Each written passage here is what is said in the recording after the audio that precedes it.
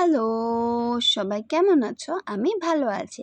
আজকে আমি তোমাদের সাথে সরভাজার রেসিপি শেয়ার করব, যেটা কলকাতার কৃষ্ণনগরে বিখ্যাত। আমি ট্রাই করলাম বানানোর, তোমরা দেখতে থাকো রেসিপিটা।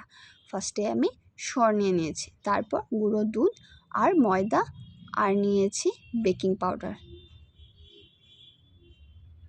তো সুন্দর করে আমি মেখে নেব।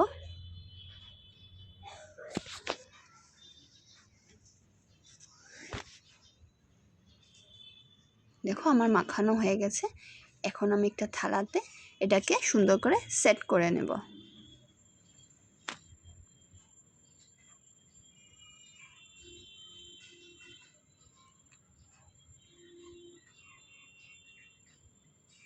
এটা সেট করে আমি আধা ঘন্টার জন্য ফ্রিজে রেখে দেব। তারপর ফ্রিজ থেকে বের করে আমি এটাকে সুন্দর করে স্কোয়ার শেপে কেটে নেব। আমি স্কোয়ার শেপ দিয়েছি, তোমরা চাইলে অন্য শেপও দিতে পারো।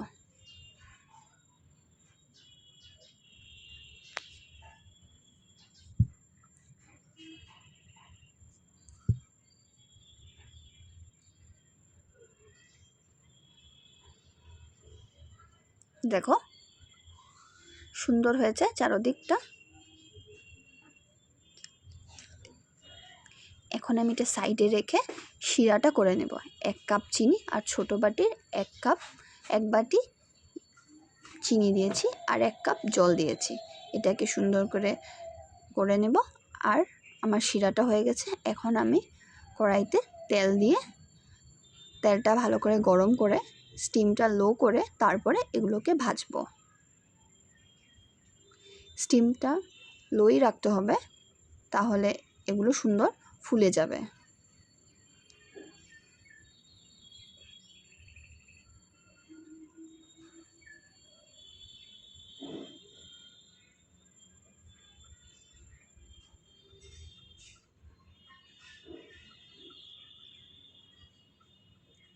দেখো আমার ভাজাগুলো হয়ে গেছে, আমি তুলে নিয়েছি। আর শিরাটাতে আমি কেসর আর জায়ফলের গুঁড়ো দিয়েছিলাম। এখন সব ভাজাগুলো দিয়ে দিলাম।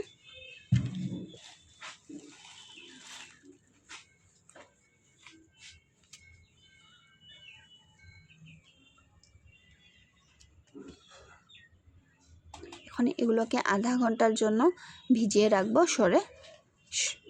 শিরাতে আধা ঘন্টার জন্য এগুলোকে শিরাতে ভিজিয়ে রাখবো।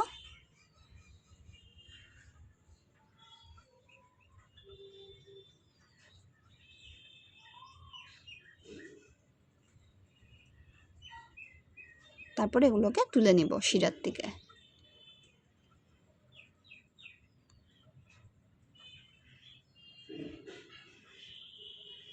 খেতে খুব টেস্টি হয়েছিল। তোমরা বাড়িতে একবার বানিয়ে ট্রাই করে দেখতে পারো। আর যদি তোমাদের আমার রেসিপি ভালো লাগে, একটা লাইক কমেন্ট করে আমার পাশে থেকো। আর তোমরা অনেকে খুব সুন্দর সুন্দর কমেন্ট করো, যেটা দেখলে আমার মোটিভেটেড হয়, আমি আরও ভিডিও বানানোর, ভালো ভিডিও দেওয়ার চেষ্টা করি। আর ধন্যবাদ পুরো ভিডিওটা দেখার জন্য।